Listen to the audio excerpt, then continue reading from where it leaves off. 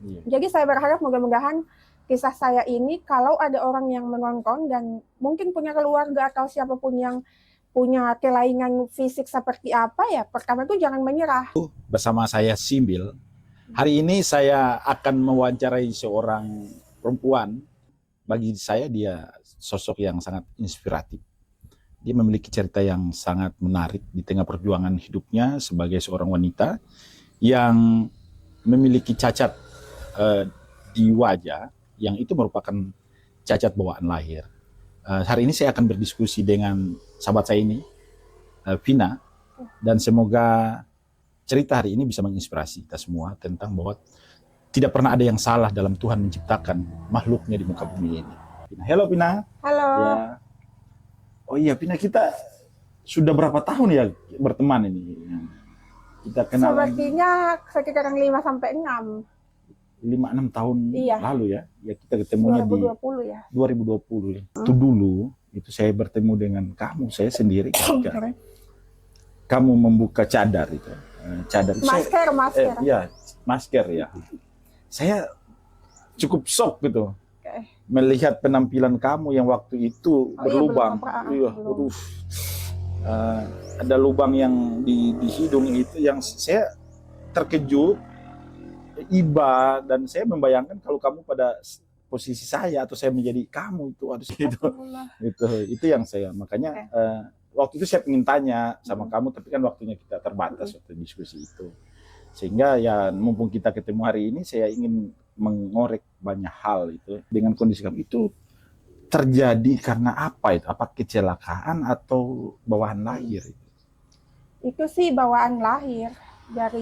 Sebenarnya banyak juga yang bertanya, tapi ada yang pikir mungkin kecelakaan kan. Itu tidak, memang murni dari lahir. Nah, waktu lahir itu, ketika orang tua kamu, ayah ibu kamu, keluarga kamu melihat kamu dalam kondisi yang seperti itu, apa yang cerita mereka itu, apa yang mereka rasakan waktu lihat kamu lahir dan kondisi itu? Oh, ini menarik sih sebenarnya. Tiba-tiba saya ingat. Jadi pada saat itu, karena kebetulan saya lahirkan itu malam Isra Mi'raj. Jadi orang-orang itu lagi hampir semua di masjid kan, sedang makan kue semua. Terus tiba-tiba dia bilang saya lahir, dan akhirnya banyak orang yang datang, dan itu bukan hanya di area kampung saya, tapi di desa tetangga. Itu kebanyakan itu ya mungkin mereka lihat unik ya. Maksudnya belum ada yang seperti saya, jadi banyak juga yang datang berkunjung. Jujur saya sering melihat ada orang dengan terlahir dengan bibir sumbing, tapi ya cuma sebatas ya di bibir. Tapi kamu itu ya menurut saya unik karena memang sampai hidung, sampai terbelah, sampai rongga dalam. Ya itu bisa kelihatan. Itu sebagai saya, waduh, saya tidak bisa bayangkan itu. Kalau saya itu ada pada posisi saya atau orang-orang itu, pasti mereka tidak akan mampu terima. Nah, ketika kamu beranjak dewasa waktu itu, sudah mulai menyadari bahwa ada yang berbeda dengan visi kamu. Apa yang kamu rasakan waktu itu? Kalau beranjak dewasa itu lebih ke yang ada di pikiranku saat itu ya. Ya ini kan pemberian Tuhan, it's okay, jalani, hanya suatu hari nanti akan ada waktunya. Ya salah satunya saya akan bertemu dengan orang yang tepat untuk bisa operasi. Dan hanya pada saat itu, sebenarnya kan begini Kak, banyak orang yang tanya, kenapa di usia sekarang baru bisa operasi? Itu juga pertanyaan dokter-dokter yang sama saya. Saya bilang, aduh sayang sekali sebenarnya kalau untuk keinginan itu ada dari awal. Hanya saja, karena saya tinggal di kampung dan aksesnya itu serba terbatas dulu kan.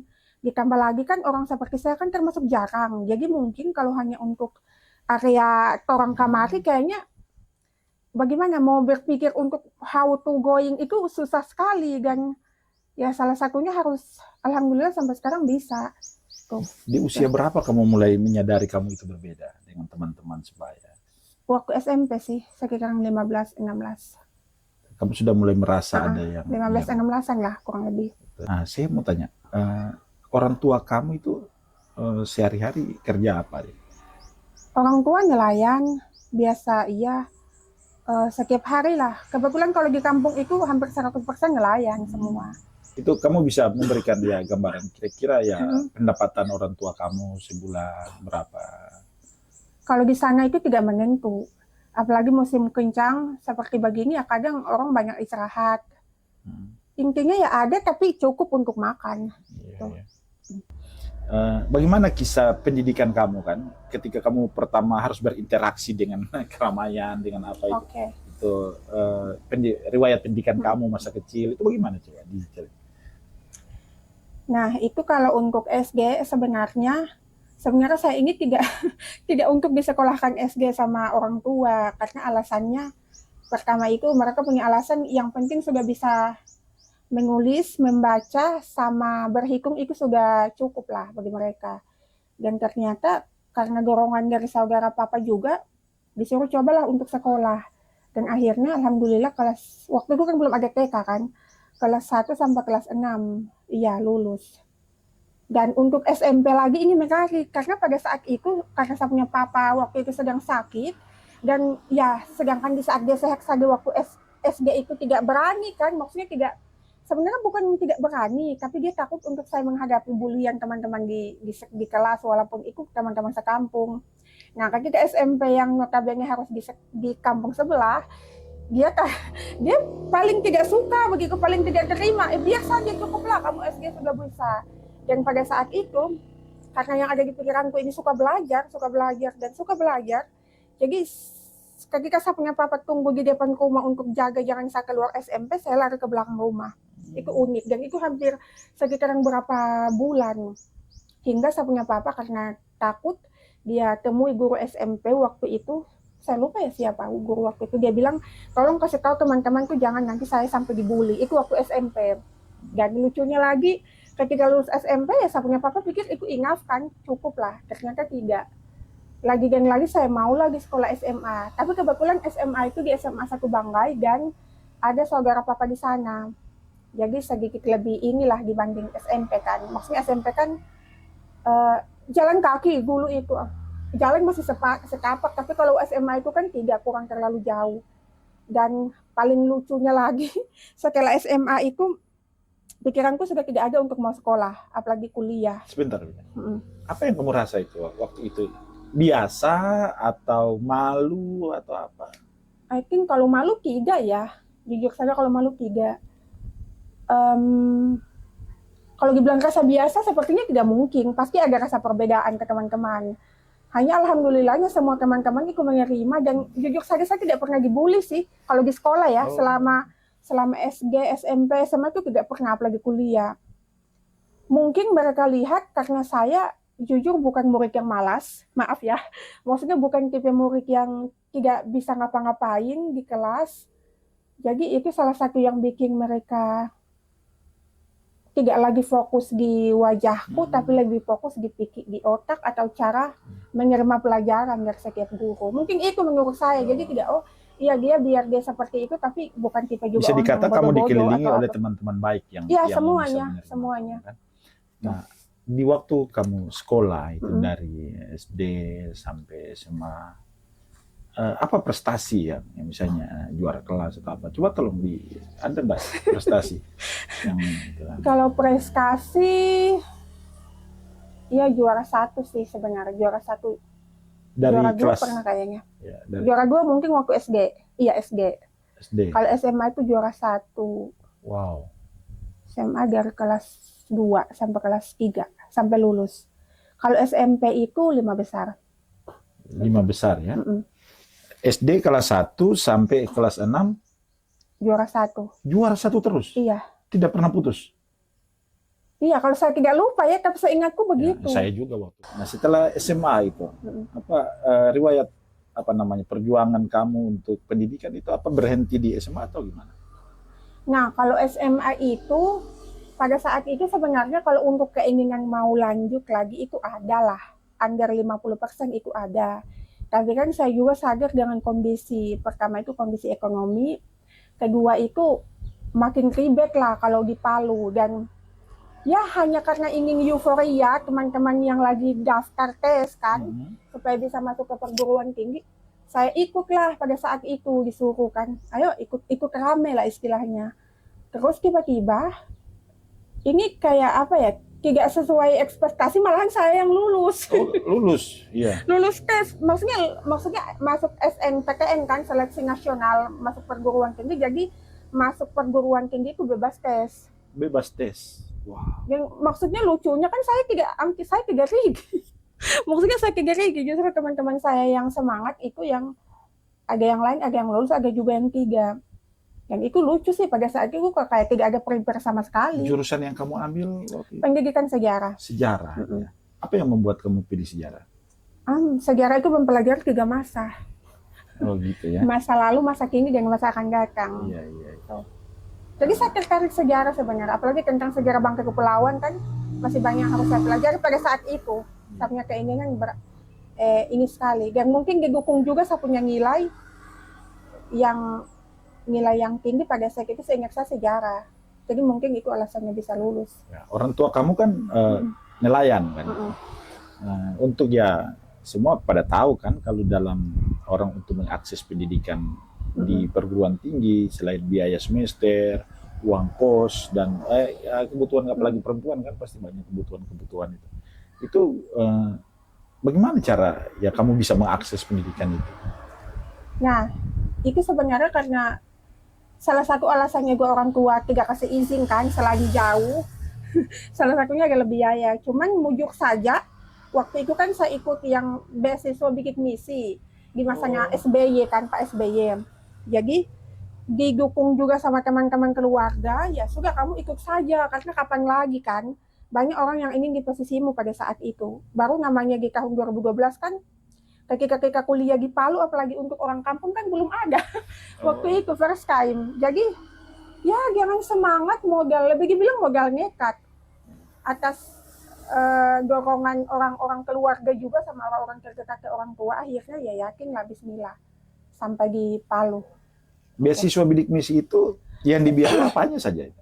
Dia yang dibiayai semuanya, termasuk SPP dan uang buku, uang transportasi, dan uang jajan 600.000 per bulan. 600.000 Jadi per bulan. kita terima itu per 6 bulan sekali. Itu cukup buat kamu? Kalau anak kos sih cukup. Cukup ya. Tapi tetap ada tambahan dari keluarga juga. 6 bulan sekali dibayar? Iya, pada saat jadi itu. Jadi sela-sela itu dari bulan pertama? Keluarga, orang dari tua. Keluarga ya. Kalau saya di sana itu juga karena banyak teman, jadi suka ikut jualkan orang punya barang-barang begitu kan. Jadi biasanya sesama anak kos kan ada yang dijual, itu biasa untuk tambahan uang jajan juga. Sebagai orang yang memiliki ya kelainan fisik ya sejak lahir itu kan, apa pernah atau sejak kapan kamu ingin melakukan sesuatu dengan wajah kamu yang seperti itu? Sebenarnya sih kalau keinginan dari kecil, hanya pada saat itu kan belum tahu bagaimana caranya kan. Nah, ketika sudah kuliah pun sebenarnya masih bingung ini bagaimana, karena itu pertama kan butuh biaya yang besar juga. Nah, tapi kesadaran itu ada sebenarnya di saat masih kuliah maupun setelah kuliah. Dan akhirnya itu bisa lanjut operasi di tahun 2022 kan, setelah wisuda, setelah itu pertama kuliah. Kali operasi ya, 2022? Tidak, pertama kali itu 2002. 2002. Apa yang diperbaiki waktu? Waktu itu bibir sumbing. Masih SD kelas 4 atau 5 itu. Iya. Kemudian operasi selanjutnya? Operasi kedua itu September 2022 di Palu. Nah, pada saat itu menarik karena dokter yang operasi saya ini adalah dokter dari Rumah Sakit Dr. Sutomo Surabaya, dan dia ada kunjungan di Rumah Sakit Riko Rasarakan untuk operasi bakti sosial bibir sumbing, dan saya dicoba daftarkan ke dia, dan ketika dia lihat dia langsung bilang saya boleh kerjakan kecuali di Palu karena di sini alatnya masih ini kan belum ready semua, jadi ya di Palu. Hanya saja waktu di Palu itu terbuka dia punya jahitan. Operasi kedua itu? Kedua. 2022 iya. Operasi ketiga? Operasi ketiga di Surabaya, Dr. Sutomo Surabaya, dengan dokter yang sama. Dokter yang sama. Iya, sebenarnya waktu itu terbuka karena kan dia ambil daging yang di sini, pipi ini yang diangkat ditutupi celah hidung. Hanya kan sesak itu. Iya. Dan ketika di Surabaya dikasih pilihan, saya ambil yang daging di sini di jidat yang dipindahkan ke hidung. Itu. Lalu daging di paha, bukan daging, kulit paha yang pindahkan lagi ke sini, jidat. Oh begitu ya. Itu operasi ketiga sama keempat 2023 di Surabaya. Totalnya sudah berapa kali kamu melakukan operasi? Jangan ini ke-6. 6 ya? Will be ya, nanti setelah ini ke-7. Iya. 2024. Selama itu kan dengan kondisi ya seperti cerita kamu tentang latar belakang orang tua sebagai nelayan kecil dan kamu juga belum bekerja, itu biaya-biaya itu kamu dapat dari mana? Nah, kalau biaya sih alhamdulillah banyak yang bantu juga sebelumnya.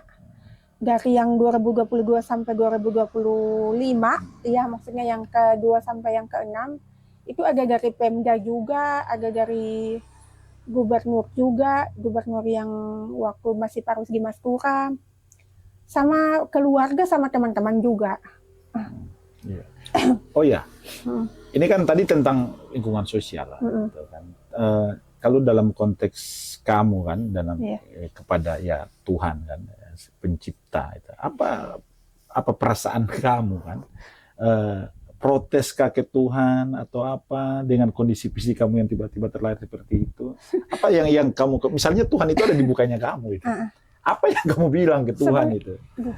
Tidak ada sih, alhamdulillah bisa hidup. Maksudnya kalau untuk protes kan kita hanya diciptakan begitu ya, jadi tidak ada yang salah sih. Intinya kalau contoh ya, ketika kita dapatkan sesuatu yang rusak, kan tugas kita adalah perbaiki. Jadi sama seperti saya, kecuali memang dokter bilang tidak bisa diperbaiki. Tapi kalau selagi dokter bilang boleh, kan kebanyakan saya kan dok, saya bagaimana? Oh bisa, tapi hanya ingat kamu harus bersabar karena dia bertahap ya, oke. Jadi harapan itu ada. Berarti kamu melihat ya kondisi kamu itu semacam ya ujian lah dari Tuhan. Simpel saja sih. Iya. Nah, kalau kamu sudah bersyukur dengan apa yang ada, tidak protes ke Tuhan kan itu. Sebenarnya apa sih yang menjadi inti dari perjuangan kamu untuk operasi, untuk melakukan rekonstruksi wajah? Saya pengen tahu sih dari. Menarik. Jadi kalau untuk pertanyaan, memang sebenarnya banyak orang yang bertanya begitu. Kan ada yang berkata bahwa hidup itu sudah cukup kan, operasi begini saja sudah cukup, tidak perlu lagi harus ada operasi terakhir. Karena kan operasi terakhir ini adalah menambah irisan mata kiri untuk mau dipasangkan mata lagi kan, protesa mata palsu. Itu juga. Dan kalau ditanya apa yang bikin saya mau berjuang, maksudnya begini, saya kan sudah sudah memutuskan untuk mau operasi. Jadi apapun itu harus selesai. Itu karena dengan saya belum selesai saja, alhamdulillah saya bisa untuk membantu orang, walaupun hanya sedikit. Intinya belum ada apa-apanya, biar belum ada nilainya, tapi saya senang dengan apa yang saya lakukan. Itu maksudnya senang lah kalau bisa bantu orang punya kesulitan, akhirnya bisa terbantukan melalui saya. Hanya saya merasa masih ada yang harus lebih saya perbaiki untuk membantu lebih banyak orang lagi. Ya bisa dikata ya kamu memperbaiki atau meningkatkan percaya diri ya. Iya, betul. Tampil di muka umum di itu untuk bantu-bantu orang ya, mungkin ya kira-kira seperti itu kira-kira mungkin yang menjadi tujuan kamu melakukan. Kalau yang sekarang kan saya bisa bantu hanya di lingkungan, mungkin lingkungan kecil, tapi kalau ketika sudah selesai semua, banyak hal-hal yang akan saya bisa lakukan itu yang berkaitan dengan orang banyak. Seperti ya mungkin kalau di bangkep atau ada apa ya, saya bisa saja apapun yang bisa saya lakukan. Hanya kalau sekarang kan masih terbatas. Istilahnya untuk mengunjungi atau menemui orang baru, kayaknya saya belum seri seperti sebelumnya begitu ya. Jadi harus fokus, makanya tahun ini saya usahakan, semoga tahun ini ada jalan, apapun itu bisa selesai. Karena dokter bilang kalau sudah selesai penambahan irisan mata kiri, 4 bulan, 3 bulan kemudian luka dalamnya sudah sembuh, bakalan dipasangkan protesa. Jadi saya pikir walaupun tidak sesempurna seperti orang lain, bagi saya itu sudah cukup sih, sudah lumayan ya intinya. Yang penting sudah lumayan, sudah tertutup, karena ini juga berkaitan dengan pernapasan Kak. Sama mata juga berkaitan dengan ini, jadi harus intinya lebih ke apa ya Kak, maksudnya begini, saya punya kisah ini bisa menjadi inspirasi untuk orang-orang di luar sana, karena jujur saja orang-orang yang saya lihat di rumah sakit ini, yang bagi kita, maksudnya begini, mungkin bagi kita orang ini, saya ini paling parah kan, tapi ternyata ketika saya dapat di Surabaya atau di Makassar, itu ada yang lebih parah daripada saya. Dan di situ bikin saya kayak wow, ternyata ada yang lebih parah daripada saya. Saya seharusnya bersyukur. Karena jujur saja, di luar sana itu banyak orang yang maaf mungkin tidak bisa melihat, atau mungkin tidak punya kaki atau tidak punya tangan. Tapi mereka bisa menjadi apa yang mereka inginkan. Nah sedangkan saya masih punya mata juga, masih berfungsi, semua ini tanpa ada kekurangan, jadi hanya perlu sedikit operasi lagi. Istilahnya barang yang rusak hanya sedikit saja ditampal untuk bisa jadi yang walaupun tidak sempurna, begitu ya. Jadi saya berharap mudah-mudahan kisah saya ini kalau ada orang yang menonton dan mungkin punya keluarga atau siapapun yang punya kelainan fisik seperti apa ya, pertama itu jangan menyerah. Oh iya Pina, sekarang kamu sudah kerja belum? Apa aktivitas kamu? Kerjaan di rumah, kecil-kecilan, apa yang bisa dilakukan untuk menghasilkan uang. Karena saya suka bisnis, jadi walaupun hanya bisnis kecil-kecilan, seperti bisnis online atau apa, yang penting masih bisa untuk makan. Tapi kalau untuk mau kerja seperti jadi pegawai, setelah operasi dan punya, nanti setelah itu baru saya pikirkan. Oh, gitu. Ya, sayang loh, kamu dengan gelar akademik seorang sarjana pendidikan, sejarah itu ya, mumpung usia kamu kan masih bisa kan, iya, gitu. Boleh lah. Masih cukup untuk itu kan. Nah Pinda, saya ingin menggali kan, apa passion kamu kan, tujuan kamu dengan nanti ya, insya Allah kamu dapat solusi, dapat itu untuk operasi akhir kan.